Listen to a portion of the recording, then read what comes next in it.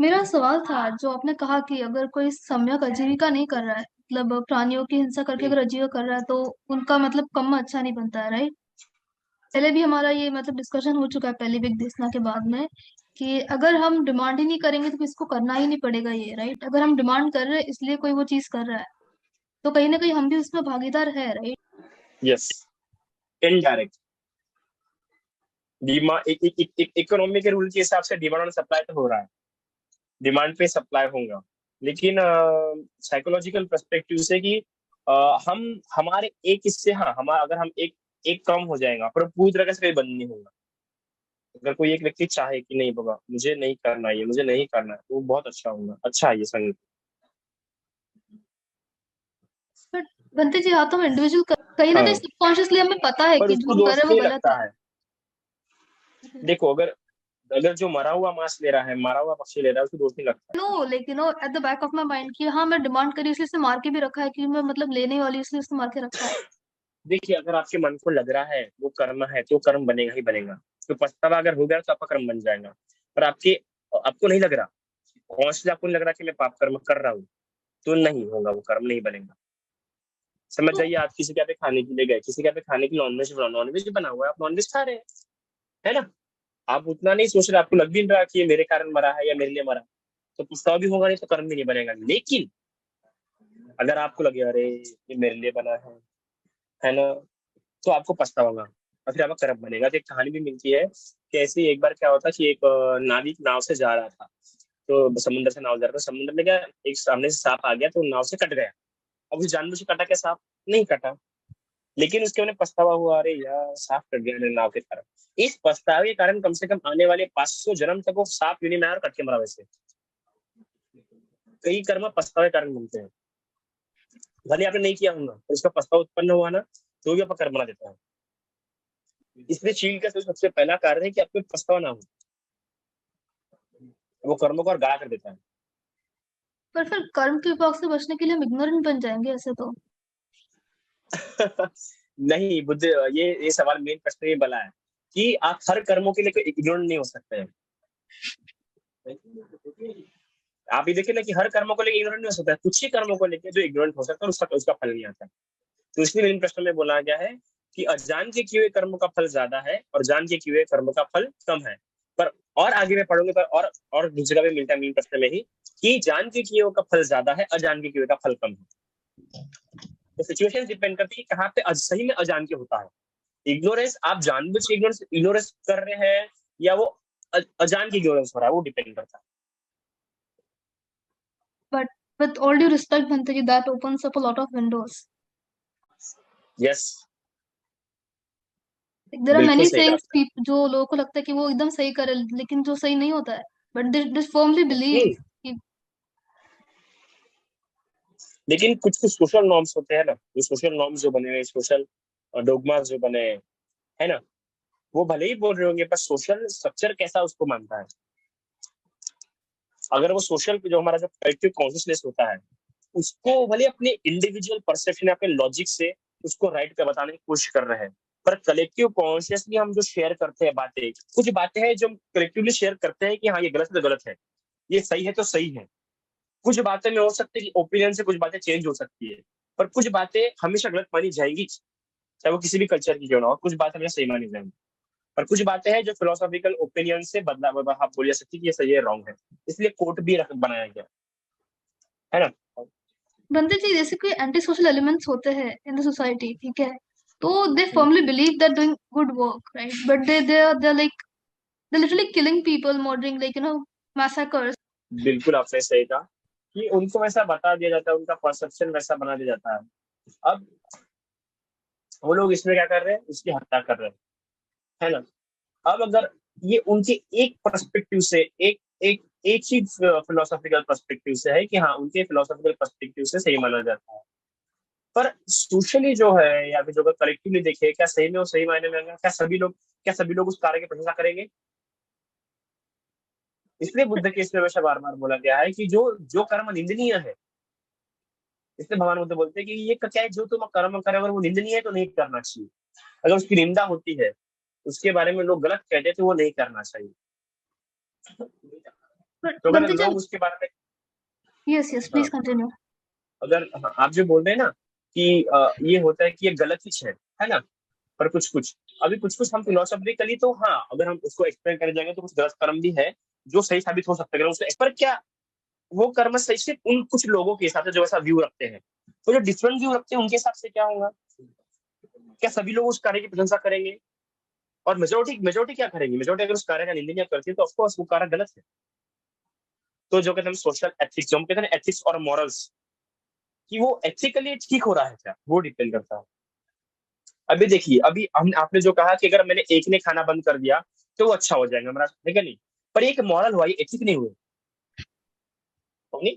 But Bhante ji, I am not talking to social perception here कि इस लोगों के, आई एम टॉकिंग अबाउट जो जो कर रहा है ना ये चीज, उसका कर्म कैसे बनेगा? बिकॉज उसको तो सबकॉन्शियसली भी यही लगता है कि मैं एकदम सही कर रहा हूँ, कुछ मार भी रहा है किसी को, firmly believe know what I am doing is right, it's the work of God, I am doing it for the good. तो उसका कर्म कैसे? बिकॉज उसका चित्त तो नहीं, काफी साफ है वहां पे।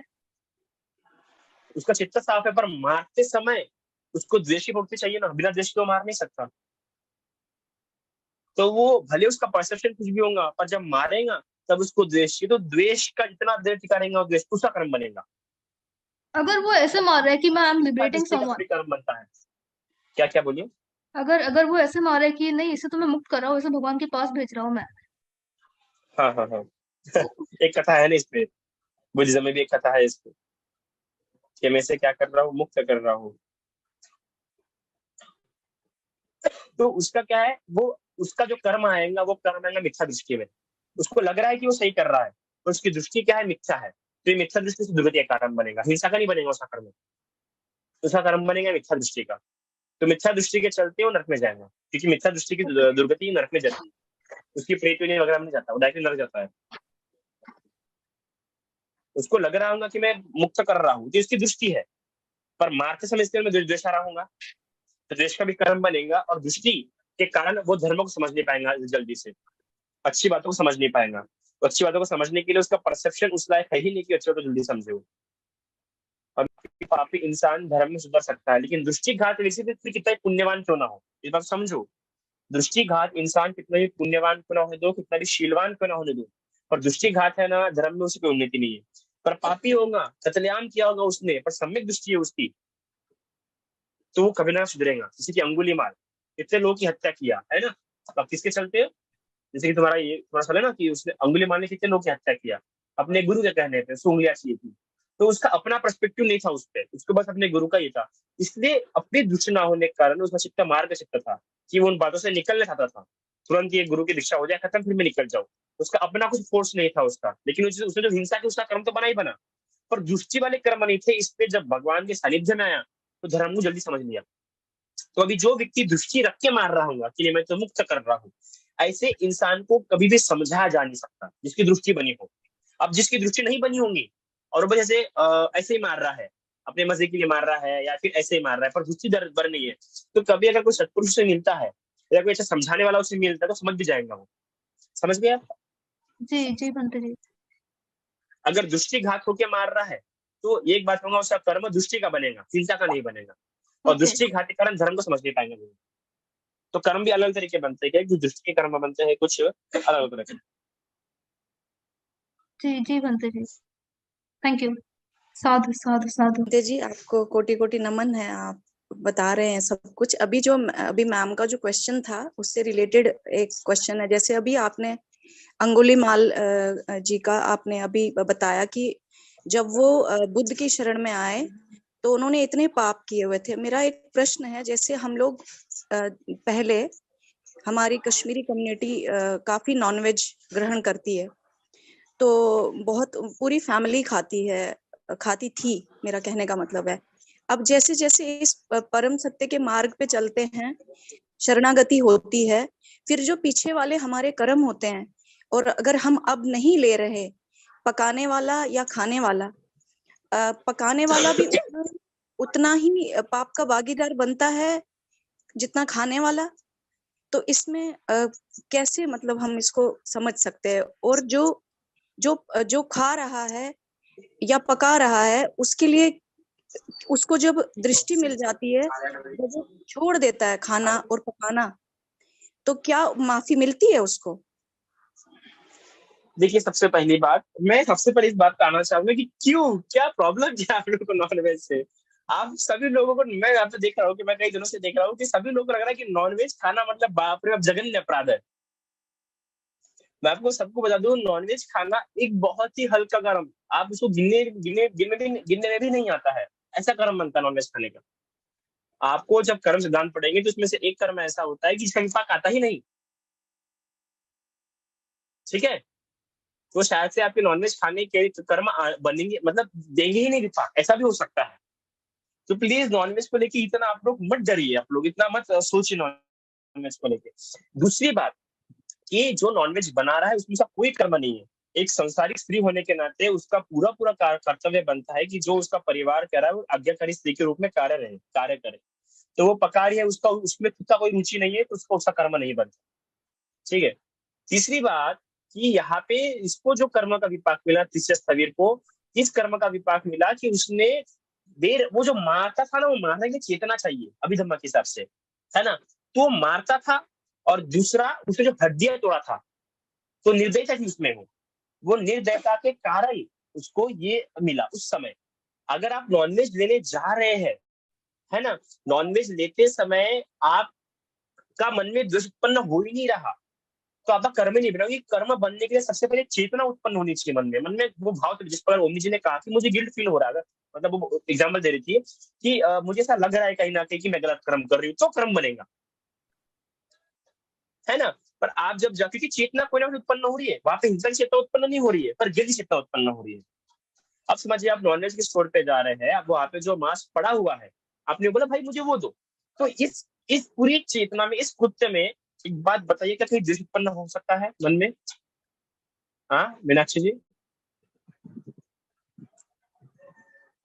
यह लोभ उत्पन्न हो सकता है? ऐसा कोई तो भी तीन हेतु होते हैं कर्म बनाने के लिए, लोभ द्वेष मोह।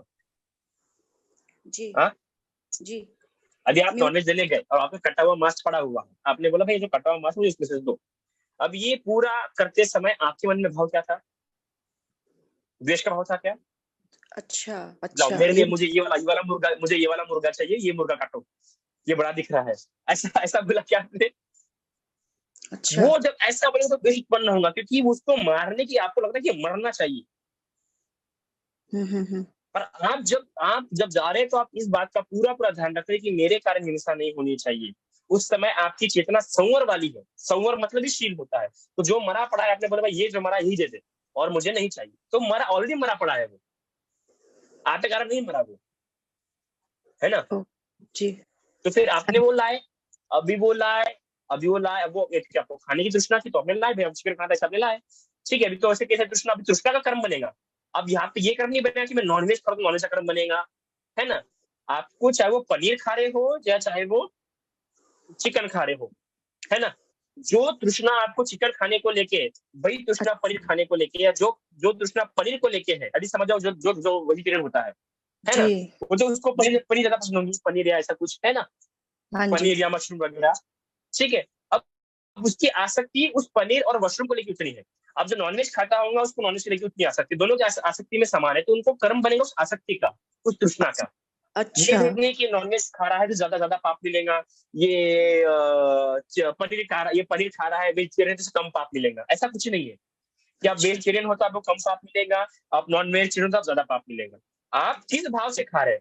आप पनीर खा रहे हैं पर बड़ा आसक्ति लगा लगा के तृष्णा उत्पन्न कर करके खा रहे हैं, तो आपका अच्छा तो कर्म उस नॉनवेज से ज्यादा बनेगा ना, नॉनवेज खाने वाले से ज्यादा बनेगा। जी कोई नॉनवेज खा रहा है, कोई नॉनवेज खाने में रस नहीं ले रहा है, बिल्कुल रस नहीं ले रहा है, तो उसका कुछ भी कर्म नहीं बनेगा उसमें, जी बनते जी। तो है ना? हाँ दूसरी जी हाँ जी। दूसरी बात, अभी खाना बनाएंगे, अब खाना बना रहे तो आप बस ये सोचिए कि परिवार ने लाके दिया, मुझे बनाना है, मेरा इसमें कोई ये नहीं है ना? जो परिवार ने जी सबके लिए बना है मैं वो कर रही हूँ, तो इसमें मेरा कोई कर्म नहीं बनेगा। उस पूरे कृत्य करते समय आपकी पर्सनल इंटेंशंस नहीं होनी चाहिए, उसमें पर्सनल गिल्ट या पर्सनल हेटनेस ओ, या पर्सनल लोभ या पर्सनल डिजायर्स उसमें नहीं होने चाहिए। अंतर अंदर कुछ भी नहीं होना चाहिए, आसक्ति रहित कोई भी चीज। लेकिन ऐसा हाँ, पॉसिबल बात नहीं होता है। एक साधारण कॉन्शियसनेस में रहने वाला, एक साधारण जीव, मतलब साधारण कॉन्शियसनेस में रहने वाला, जो जो अभी जो अभी धर्म क्या है, बुद्ध क्या है, संघ क्या है नहीं जानता, बट वो एक सिंपल कॉन्शियसनेस में रह रहा है और अपना गिल्टी कॉन्शियसनेस भी है उसमें, स्वाद ले लेकर भी खा रहा है, आसक्ति में भी रह रहा है, तो उसका आप कहना चाहते हैं कि उसमें हो सकता है, लेकिन 3 कर्म बनेंगे उसके फिर। अच्छा, उसके कर्म बनेंगे जी। 3 बनेंगे। एक तो स्वाद लेने का कर्म बनेगा, स्वाद ले लेके खा रहा है तो आगे और इच्छा उत्पन्न होगी, आगे और खाना है, एटलीस्ट हफ्ते में एक बार ऐसी तृष्णा उत्पन्न होगी कि और खाना है। स्वाद लेने का कर्म ये बनता है कि उसको आगे और खाने की इच्छा होती है। दूसरी, आसक्ति बना के खा रहा है तो उसको उसकी हमेशा बार बार याद आती रहेंगी। और तीसरा क्या बोला था आपने? दूसरा मैंने आसक्ति वाला, और जब हम मतलब अपने गिल्टी कॉन्शियसनेस में भी लेते हैं, मन में ये भाव गिल्ट आया है तो वो भी कई बार मुर्गी बन के पैदा होगा, कटेगा। यस, अच्छा। हाँ, क्योंकि उसकी चेतना में गिल्ट है तो मर से उत्पन्न हो सकता है उसमें वो मुर्गी, मैंने मुर्गी काट के खाया था, तो मुर्गी मतलब उत्पन्न होगी तो मुर्गी में से उत्पन्न होगा वो जी। गिल्ट। उसको गिल्ट, क्योंकि गिल्ट ऐसा चीज है कि बार बार उसको मन में लाते रहता है गिल्ट। जी नंदामी पंते जी। हाँ बोलिए। हाँ, अभी आपने जो देशना दी कि नॉनवेज के बारे में, तो एक प्रश्न है, हम लोग भी खाते हैं नॉनवेज, लेकिन अगर लेने के लिए जाते हैं तो वो दुकानदार जो रहता है वो अगर बाकी नहीं रहता है चिकन तो मार के ही देता है ना अपने को, तो वो कर्म बनता ही रहेगा ना पंते जी? तो मत लीजिए ना, मत लीजिए, निकल जाइए दुकान से। अच्छा, ओके। लेने के लिए नहीं, निकल जाने का दुकान से, वो नहीं चाहिए बोलना मुझे, मैं कहीं और जाके देखो। हाँ हाँ हाँ हाँ, मैं तो वही बोलती हूँ कि अगर रहेगा तो ही लेके आना, मारने के लिए नहीं बोलना, ऐसा ही मैं बोलती। आपके आगे सामने कट रहा है, उसके पूरे पंख छेड़ रहे हैं वगैरह वगैरह। हाँ, कितना और हमारे लिए उनको काटने के लिए बोलेंगे तो अपना कर्म बन जाता है हत्या का, बराबर ना? पापा बनेगा, वो देखते समय भी कर्म बनता है, तो देख रहा हूँ कटते हुए, बराबर। Okay okay. मैं तो बोलूंगा वो कटा हुआ मांस भी अगर कट रहा होगा ना तो उसको देखो मत, पलट जाओ। अच्छा, ओके ओके, ठीक है ठीक है जी। जब हम बुद्ध मार्ग पे चलते हैं, धम्म को जानते हैं और संघ को जानते हैं, अनुभव करते करते चलते हैं, तो जो हम स्वादिष्ट भोजन की तरफ लालायित हो जाते हैं, या किसी चीज हमारा स्वाद, हमारा तब लक्षण, ये वाले जो खाने पीने के लक्षण हो गए, या जो भी संसार में जो भी लक्षण है, अगर हम डीप चले गए इस पाथ पे, तो हमें कैसे अनुभव होता है कि अब मैं खाने पीने का लालायित नहीं हो रहा हूँ। तो जीभ पे जैसे ही मीठा, कड़वा या खट्टा या ये सब चीजें जब हमारी भोजन में हमें मिलती हैं और हम आसक्ति कुछ भी ग्रहण करते हैं, तो ये स्वाद वाला जो स्टेप है हमारा, ये कब हमसे छूटता है, कौन सी अवस्था में छूटता है, मेरा ये कहने का मतलब। नहीं देखिए, ये जो है ना ये कि आप मीठा खा रहे, खट्टा खा रहे, तीखा खा रहे, जैसा भी खा रहे हैं ना, ये स्वाद आता है ना, ये स्वाद आता है, लेकिन रुचि नहीं रहती कि मुझे यही चाहिए। इस बात को समझिए, रुचि आना और स्वाद देना दोनों में अंतर होता है। अभी मैं कुछ अभी हमें भी बहुत कुछ पसंद है खाने में, है ना, पर ऐसा नहीं कि चाहिए ही। अरुचि है, अगर मिल भी गया ना, जो मुझे पसंद है मिल गया, थोड़ा सा मिला, ऐसा नहीं कि मैं भी इसे बांट नहीं सकता, इसे मतलब थोड़ा सा है कि बहुत कम समझ लो, अगर मुझे पसंद है और मुझे मिल गया, अब मुझे वो मिला, मेरे मन में अगर ऐसा हो गया थोड़ा सा ही मिला है, खुद ही खा लेता ना, क्या बांटू, तो ये आपकी ये गलत है ना। थोड़ा सा मिला पर फिर भी आपको बांट रहे हैं, तो ये बताता है कि आप में अरुचि उत्पन्न हो रही है। स्वाद उसके बाद की बात है, आप स्वाद तो लेंगे, स्वाद तो आएगा ही आएगा, पर आपको अरुचि उत्पन्न होनी चाहिए इन खानों के पदार्थों में, कि ऐसा नहीं मुझे चाहिए ही, अरे आज संडे है, आज चिकन बनना चाहिए, अरे आज संडे, आज सुबह पोहा बनना चाहिए। ये अगर ऐसे भाव उत्पन्न हो रहे हैं तो ये गलत है। ओके, अरुचि और स्वाद जो है, हाँ बोलिए। इंटरेस्ट और डिसइंटरेस्ट, रुचि और अरुचि के भाव से उठना है हमें, मतलब हमें जो मिला नहीं, अरुचि से अरुचि पर अरुचि में रुचि तो अरुचि रहेगी। ये अरुचि डिजायर नहीं है, अरुचि एक निर्वेद वाला भाव है, तो दूरी का भाव है ना। अरुचि क्या भाव अरुचि उत्पन्न होंगी, अरुचि थोड़ा दूरी वाला भाव है, ठीक है, ओके ना, ओके ठीक है, ऐसा कौन सा मरे जा रहे हैं हम, ऐसा नहीं, नॉर्मल लैंग्वेज में अगर बोलना रहेगा तो हाँ जी, हाँ है ना? जी। ठीक है, ओके, मतलब ऐसा कुछ बोलता ना तो अरे यार मुझे पता नहीं तुमने, मैं भी आ रहा था, ये रुचि हो गई उसकी, उसको पछता, रुचि का उसको पछता हो रहा। ठीक है, अगर अरुचि मतलब ओके यार ठीक है, ऐसा भी कुछ नहीं, ओके नहीं गया तो नहीं गया, नहीं मिला तो नहीं मिला, है हाँ ना? जी, थैंक ऐसा, यू। बाकी जो स्वाद आ रहा है मुझको तो आएगा ही आएगा। ठीक है। साधु साधु साधु।